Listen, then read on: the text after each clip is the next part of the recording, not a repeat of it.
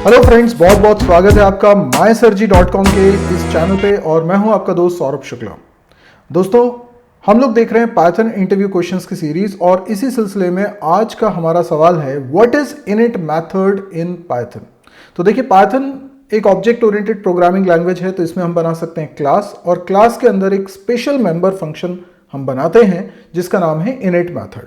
ये init method काफी कुछ कंस्ट्रक्टर की तरह होता है सी प्लस प्लस के और जावा के, लेकिन जिस तरह से सी प्लस प्लस या जावा में अगर क्लास के अंदर आप कंस्ट्रक्टर नहीं बनाते हैं तो कंपाइलर खुद कंस्ट्रक्टर बनाता है, पाइथन की क्लास में ऐसा इनिट फंक्शन के साथ नहीं होता।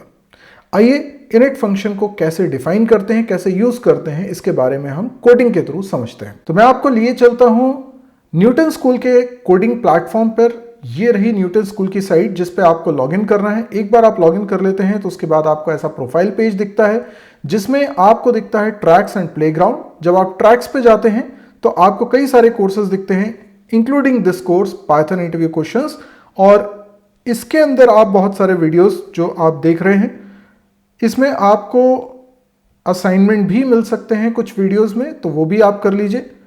तो ये आपको सीखने का मौका यहाँ से मिल जाएगा। साथ में आपको प्लेग्राउंड का ऑप्शन मिलता है जिसमें आप क्रिएट कर सकते हैं एल्गोरिथम प्लेग्राउंड, जिसमें जैसे मैंने क्रिएट करके रखा हुआ है पाइथन इंटरव्यू क्वेश्चंस का प्लेग्राउंड, और इसमें ओपन कर रहा हूँ एडिटर, तो यहाँ पर आप कोडिंग कर सकते हैं। चलिए अब मैं कोडिंग करके बता रहा हूँ। यहाँ पर मैंने लिखा क्लास टेस्ट, में एक टेस्ट नाम की क्लास बना रहा हूँ। क्लास के अंदर हम लोग कई सारे फंक्शन बना सकते हैं, लेकिन बात हो रही है इनिट फंक्शन की।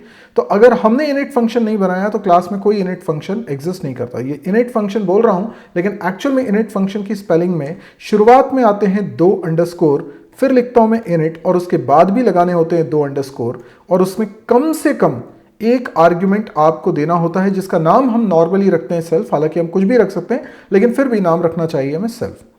ये करंट ऑब्जेक्ट को रिप्रेजेंट करेगा सेल्फ। तो मैं यहां पर अगर लिख रहा हूं सेल्फ डॉट ए असाइन 10 और सेल्फ डॉट बी असाइन 20, इस तरीके से मैंने बना दिया। अब मैं इस क्लास का अगर बनाता हूं ऑब्जेक्ट, कैसा ऑब्जेक्ट? Instance object.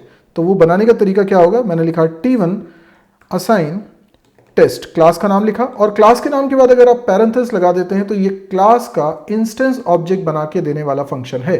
तो ये एक फंक्शन है जो कॉल हुआ और इंस्टेंस ऑब्जेक्ट क्रिएट करके उसने हमें दे दिया। अब इंस्टेंस ऑब्जेक्ट क्या है? तो ये वो ऑब्जेक्ट है जिसके अंदर बनने वाले हैं 2 वेरिएबल्स। हालांकि जब शुरुआत में इंस्टेंस ऑब्जेक्ट बनता है पाइथन के अंदर तो वो बिल्कुल एम्प्टी होता है। ये बिल्कुल वैसा ही है जैसे सी प्लस प्लस में क्लास के हम ऑब्जेक्ट्स बनाते हैं, जावा में हम क्लास के ऑब्जेक्ट बनाते हैं, वैसे ही हम पाइथन में भी क्लास के ऑब्जेक्ट बनाते हैं। पर पाइथन में इस ऑब्जेक्ट को हम स्पेसिफिकली बोलते हैं इंस्टेंस ऑब्जेक्ट। अब ये जो इंस्टेंस ऑब्जेक्ट बन गया है जिसको हम T1 नाम से रिप्रेजेंट करेंगे, यहां ध्यान देने वाली बात यह है कि ना केवल यहां पर इंस्टेंस ऑब्जेक्ट बन गया है, बल्कि यहां पर इनिट फंक्शन भी उसके लिए कॉल हो गया है।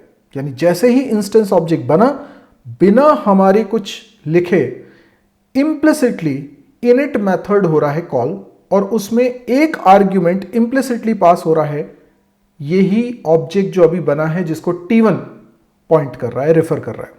तो दोस्तों, जैसे अब हमने ये कोडिंग कर ली है, हम चाहते हैं कि इसको वेरीफाई करें कि क्या ए और बी वेरिएबल बन गए हैं। तो देखिए, जैसे ही हमने इंस्टेंस ऑब्जेक्ट बनाया, टेस्ट क्लास का ऑब्जेक्ट बनाया, इनिट फंक्शन कॉल हुआ होगा और उसके अंदर की कोडिंग चली होगी, तो ए और बी नाम के वेरिएबल बने होंगे। ये ए और बी वेरिएबल, क्योंकि मैंने self dot A self dot B करके लिखा है, तो वो T1 के ए और बी है। मतलब T1 जिस ऑब्जेक्ट को रेफर कर रहा है उस ऑब्जेक्ट के अंदर ए और बी नाम के वेरिएबल बनेंगे। अब इस बात को हमें वेरीफाई करना है, तो मैंने लिखा प्रिंट, और इसमें लिख दे रहा हूं T1 डॉट ए और T1 डॉट बी, दोनों की वैल्यूज को मैं प्रिंट करा रहा हूं। वो प्रिंट होनी चाहिए 10 और 20।